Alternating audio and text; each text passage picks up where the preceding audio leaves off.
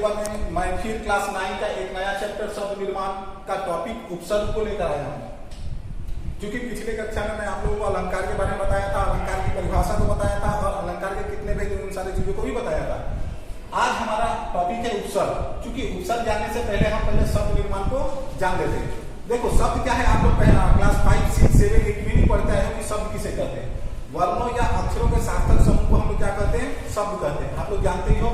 और उन्हीं शब्दों को और एक अन्य शब्द के साथ जोड़कर हम क्या करते हैं, एक नए शब्द का निर्माण करते हैं, उसे ही हम शब्द निर्माण कहते हैं। अब हम पहले शब्द निर्माण की परिभाषा को देख लेते हैं और शब्द निर्माण कितने तरह से होते हैं, कितने प्रकार से किए जा सकते हैं, उसको भी हम देख लेते हैं। तो पहले हम शब्द निर्माण की परिभाषा को देख लेते हैं।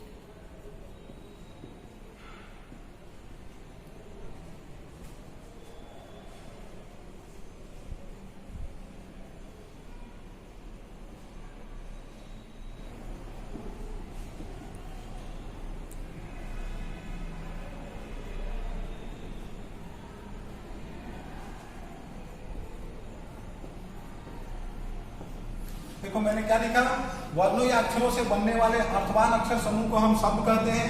नवीन शब्द के निर्माण की प्रक्रिया भाषा के सतत चलने वाली प्रक्रिया से जुड़ी है, इसे ही हम व्याकरण की भाषा में शब्द निर्माण कहते हैं। अब शब्द निर्माण कितने प्रकार से होते हैं या कितने तरह से हम कर सकते हैं, तो शब्द निर्माण हम मूलतः 3 तरह से कर सकते हैं। पहला क्या है, किसी अर्थवान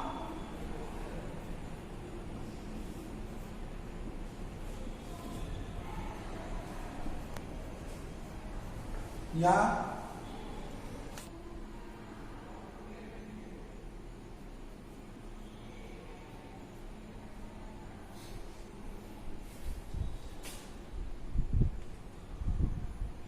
किसी अर्थवान मूल शब्द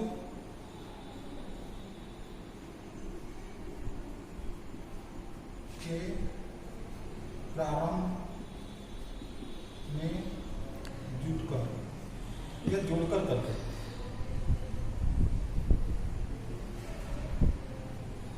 दूसरा है सेम वही है, किसी अर्थवान या स्वतंत्र मूल शब्द के यहाँ प्रारंभ था और वहां अंत में जुड़कर।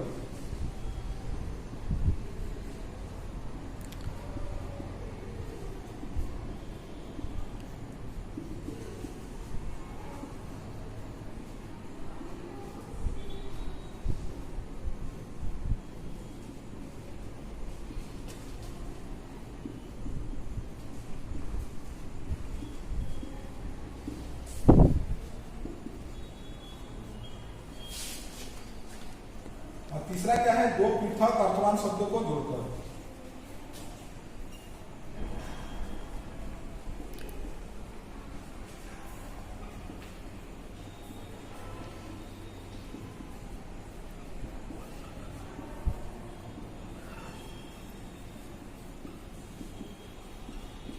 ठीक है, तो यह है हमारा मूल रूप से तीन तरह से हम शब्द निर्माण की प्रक्रिया को बना सकते हैं। किसी अर्थवान स्वतंत्र मूल शब्द के प्रारंभ में जुड़कर, दूसरा अंत में जोड़कर, और दो स्वतंत्र मूल शब्दों को एक साथ जोड़कर। तो जो प्रारंभ में जोड़कर है इसे हम उपसर्ग कहते हैं, जो हमारा आज का टॉपिक है। और जो अंत में जुड़ता है उसे हम प्रत्यय कहते हैं, जिसको हम नेक्स्ट क्लास में पढ़ाएंगे। ठीक है। और ये है एक किसी दो अर्थवान शब्द मतलब दो मूल रूप से अलग अलग स्वतंत्र शब्द होंगे, दोनों को एक साथ हम जोड़ देंगे। जैसे एक हिमालय कह सकते हो, हिम का होता है स्वतंत्र, हिम का अर्थ होता है वर्ग, और आलय का होता है बना हुआ किसी चीज का भंडार या संग्रहालय। ठीक है। तो ये हुआ अर्थवान शब्दों के साथ जोड़कर। अब हम आगे की ओर बढ़ते हैं और उपसर्ग किसे कहते हैं उसको हम जान लेते हैं। उपसर्ग दो शब्दों के अर्थ से बना है, उप और सर्ग। आइए हम उसको उप का क्या अर्थ है और सर्ग के क्या अर्थ है इसे भी हम जान लेते हैं। ठीक है।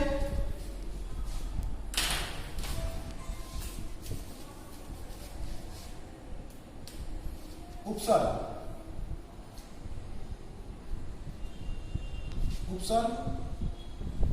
दो शब्दों से बना है, एक है उप और एक है सर्ग। ठीक है।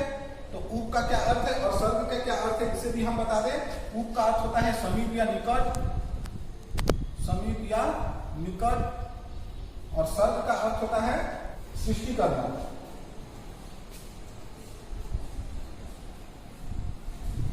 सर्ग का अर्थ होता है सृष्टि करना। तो ये हुआ उपसर्ग। अब क्या है इसकी परिभाषा को बात, क्योंकि एग्जाम में आप लोग को उपसर्ग किसे कहते हैं ऐसा कोई डेफिनेशन टाइप का प्रश्न नहीं आएगा, आप लोग का प्रैक्टिकल क्वेश्चन आएगा, इसीलिए मैं इसके डेफिनेशन पर उतनी विस्तार रूप से चर्चा नहीं करता हूं। आप लोग सिर्फ इतना जानकर रख ले कि उपसर्ग उसे कहते हैं जो किसी मूल्यवान शब्द के पहले जुड़कर उसका एक नया अर्थ प्रदान करे, उसे हम उपसर्ग कहते हैं। ठीक है। अच्छा, अब हम कुछ उदाहरणों द्वारा यह समझने का प्रयास करते हैं कि उपसर्ग कहां कहां पे लगते हैं। तो देखो उपसर्ग क्या होते हैं, संस्कृत के उपसर्ग हैं, हिंदी के उपसर्ग हैं और आगत उपसर्ग हैं। उपसर्ग कहां क्या होते हैं, उपसर्ग कितने प्रकार के होते हैं, उपसर्ग तीन प्रकार के कह सकते हो। एक संस्कृत वाले शब्द में जुड़ते हैं, संस्कृत के उपसर्ग।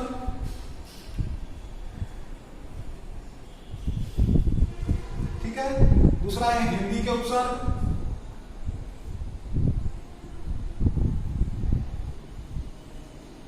तीसरा है आगत। आगत मतलब अन्य, मैं क्लास 7-8 में जब आप लोग के तब बताया था आगत शब्द किसे कहते हैं, जो अन्य किसी भाषा के शब्द हम हिंदी में उसे उसी रूप में ग्रहण कर लेते हैं, उसे आगत शब्द कहते हैं।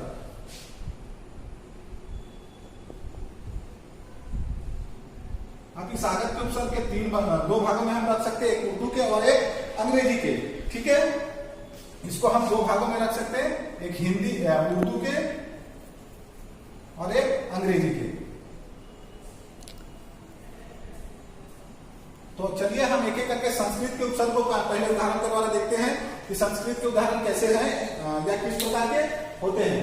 तो संस्कृत के उदाहरण में देखो क्या है, संस्कृत यानी चूंकि जो संस्कृत के शब्द हैं उसमें हम उसके संस्कृत के शब्द के पहले उपसर्ग को लगाकर एक नया शब्द को हम बनाते हैं, उसे संस्कृत के उपसर्ग को हम कह सकते हैं। जैसे है आगमन, आहार, आकार इत्यादि।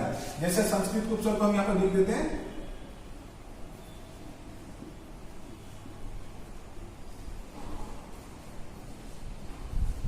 एक नंबर देते हैं आगमन है। अब आगमन को किस प्रकार बनाओगे, दूसरा है आहार। ठीक है। इस प्रकार का संस्कृत के उपसर्ग आप कर सकते हो। इसको किस प्रकार बनाओगे, चूंकि ये शब्द आप लोग एग्जाम में दिया हुआ रहेगा, इसको हमको उपसर्ग बनाना है, तो हमको यहाँ पर क्या लिखना है, उपसर्ग लिखना है और यहाँ पर मूल शब्द लिखना है। क्योंकि उपसर्ग के कोई भेद नहीं होते तो मुझे यहाँ पर भेद लिखने की जरूरत नहीं है। आगमन, देखो यहाँ पर उपसर्ग में क्या लिखोगे, आ प्लस गमन हो गया। आहार, आ प्लस हा, इस प्रकार से आप बना सकते हो। ठीक है। उसके बाद और क्या है, अपयस कर सकते हो, अपमान कर सकते हो। यहां पर लिख दो अपयस। क्या बनाओगे, यहां लिखोगे अप, यहां लिखोगे यस। ठीक है। यहां पर 4 नंबर बनाओ अपमान। ठीक है। 4 नंबर अपमान, यहां लिखोगे अप प्लस मान। इस प्रकार से जितने भी संस्कृत के शब्द होंगे उसे आप कह सकते हो कि उसके उपसर्ग को आप इस प्रकार बना सकते हो। ठीक है। इसके अलावा अन्य बहुत सारे उदाहरण है, जैसे अनुचर, अनुकरण, अनुसार इत्यादि। हम और एक दो बना देते हैं अनुचर। अनुचर का क्या होगा? अनु प्लस चर। प्लस नहीं दोगे, यहाँ पर मूल शब्द के नीचे ये सारा चीज को लिख दोगे। तो आशा करते हैं आपको संस्कृत के उपसर्ग समझ में आए। अब इसी प्रकार हिंदी के उपसर्ग को भी हम देख लेते हैं, ठीक है।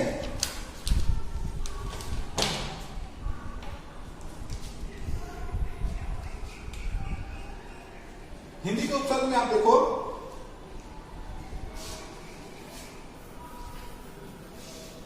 इसको ही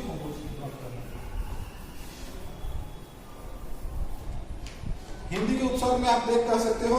हिंदी के उपसर्ग में, हिंदी के उपसर्ग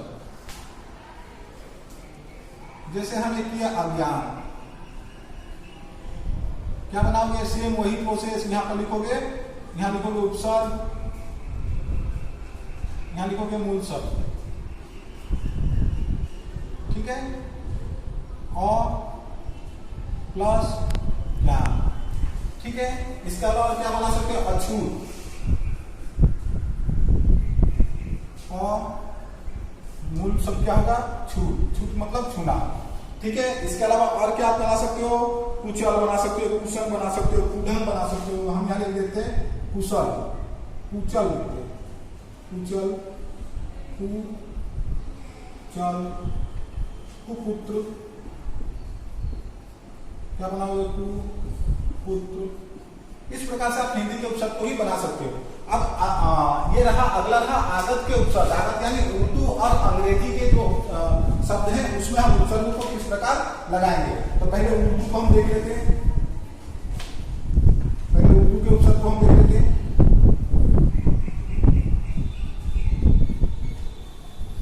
उर्दू के उपसर्ग में क्या क्या आते हैं देखो। जैसे हम लिखेंगे बाकायदा, बेइज्जत, बदौलत, बखूबी, एक एक करके हम लिख रहे हैं। बाकायदा,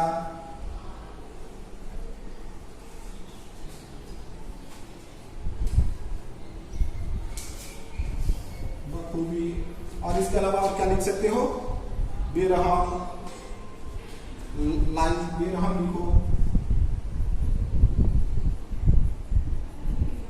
और एक लिख सकते हो आप बदनाम।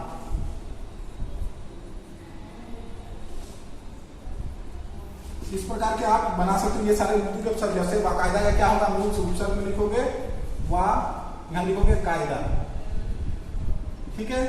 बखूबी, यहां लिखोगे वाह, यहां लिखोगे खूबी, मूल शब्द, ठीक है। बेरहम, यहां लिखोगे बे, यहां लिखोगे रहम, यहां लिखोगे बद, यहां लिखोगे नाम, ठीक है। तो ये रहा हमारा उर्दू के भी उपसर्ग।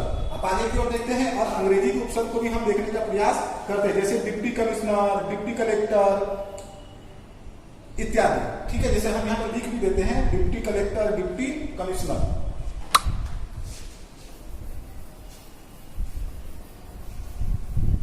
इसके साथ हम अंग्रेजी के उपसर्ग को भी देख ले। जैसे लिखेंगे डिप्टी कलेक्टर, अंग्रेजी के उपसर्ग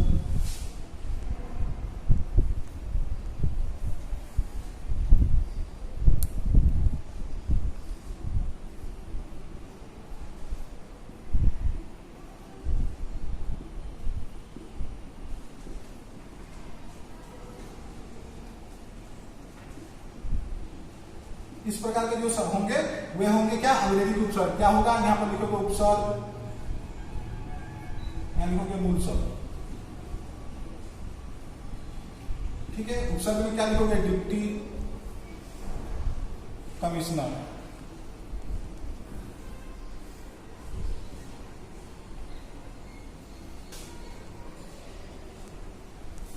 फिर है डिप्टी कलेक्टर, डिप्टी कलेक्टर। इस प्रकार आप अंग्रेजी के उपसर्ग को बना सकते हो।